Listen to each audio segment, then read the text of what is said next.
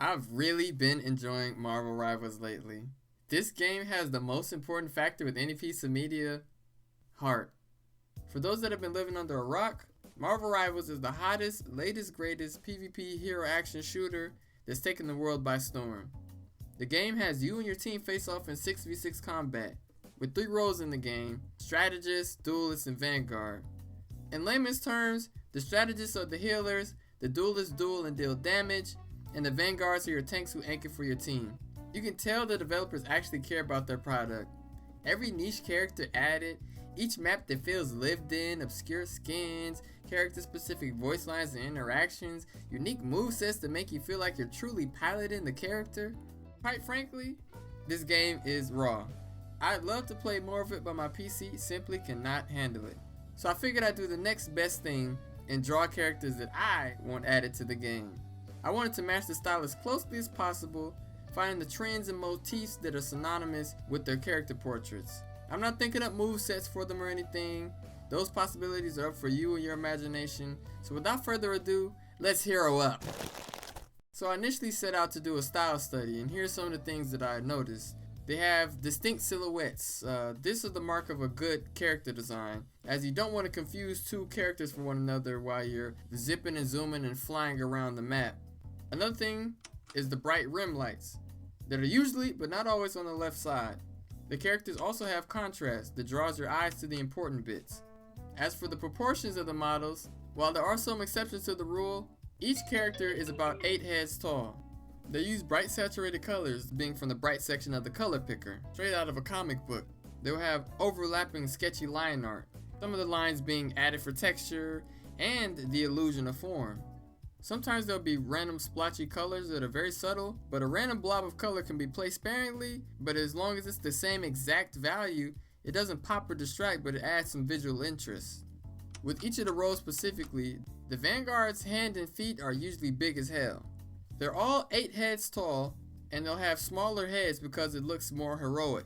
This is most all men characters, stocky, blocky proportions to look more beefy. The strategists are a bit more lean on average. Some of these motifs carry over for the duelists as well. The men will have smaller heads and blockier, beefier bodies, and the women will have more natural, realistic proportions. In summary, all the characters are angular, over-designed with distinct silhouettes that push their proportions for the most part and look clean. The first character I started drawing was the Silver Surfer. The trouble I had with him is he doesn't have much to exaggerate or over-design. Essentially, he's just a blank chrome canvas that doesn't have any clothes, no armor, no tattoos. He's just a shiny guy. I'm serious, I was looking up variants of him, and all I could find were Silver Surfer with a perm, Silver Surfer but with a toga, Silver Surfer but black. Anyway, I was just chipping away, sculpting the form with each brushstroke, and I tried to give him a cool enough pose inspired by Netero, but I adjusted it later because he seemed too philosophical. In the end, he has one hand open ready to hear you out, but one hand ready to fight if need be. I did the best I could to make him look cool. Like all of these, I started with a sketch to test his proportions and his pose. Throughout the process, checking my values because it doesn't matter how cool a color is if it doesn't pop. I kept him relatively lean as I pictured him swiftly zipping around on his board, healing his teammates. I kept him angular and jagged, while also keeping in mind that he was ultra lustrous, but most of the highlights that would indicate that will come later.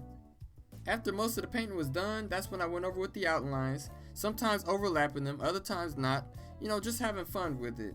And by the power cosmic, the Silver Surfer was done. Next up, we got MODOK.